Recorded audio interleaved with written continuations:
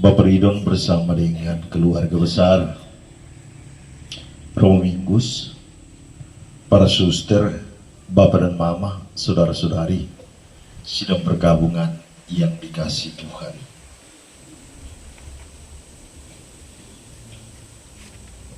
Pada perayaan Ekaristi kita malam hari ini, saya beri judul untuk renungan ini, Gembala yang baik memberikan hidupnya untuk kawanan atau domba-dombanya.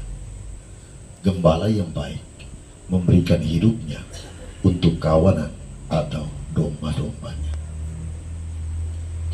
Sidang perkabungan yang dikasihi Tuhan, pernah diceritakan tentang seorang uskup agung bernama Afri yang berasal dari kota Paris, Prancis. Ia meninggal ketika terjadi satu revolusi pada tahun 1848.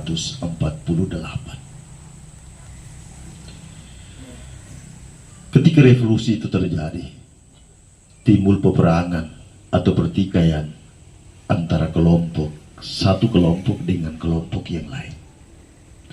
Dan banyak umat atau masyarakat kecil yang menjadi korban dari pertikaian itu.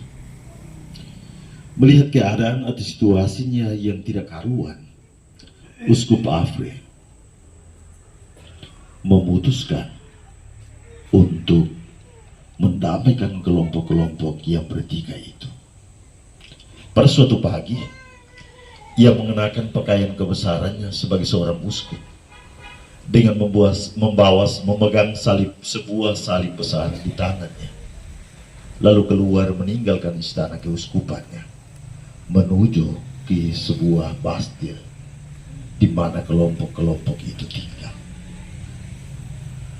Banyak umat yang mengetahui risiko yang akan terjadi kalau Uskup Agung Afri meninggalkan istana keuskupan dan pergi ke bastil itu. Mereka berlutut dan memohon supaya Bapak Uskup kembali ke istana keuskupannya. Tetapi uskup itu menjawab, "Ini adalah tugas saya." Maka ia memutuskan untuk tetap pergi ke bastil-bastil itu. Ketika dia memasuki sebuah bastil, di sana ia ditembak oleh seorang yang berdiri di sebuah jendela di sudut dari bastil itu. Uskup Agung Afri jatuh dengan berlimpah darah. Namun saat ia mau menghembuskan nafasnya yang terakhir, ia berdoa, "Terima kasih Tuhan. Semoga Engkau menerima jiwa saya atau hidup saya sebagai satu persembahan yang hidup demi umatku yang tersesat ini." Uskup Agung Afri meninggal sebagai seorang gembala demi kawanan atau domba-dombanya.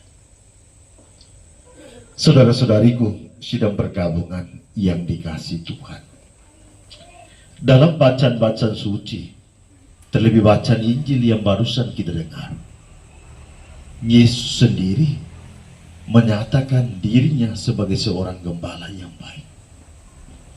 Dan bagi Yesus, gembala yang baik berarti harus mengorbankan segala-galanya demi kawanan atau domba-dombanya. Dan seorang gembala yang baik mengenal dengan baik kawanan domba-dombanya. Sebaliknya pula, kawanan domba-dombanya mengenal sang gembala itu. Tetapi tidak hanya sebatas itu.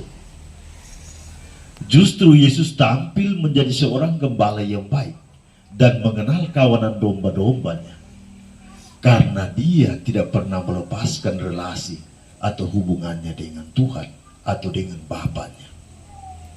Justru relasinya dengan Bapaknya yang tidak pernah putus yang membawa dia untuk tampil menjadi seorang gembala yang baik.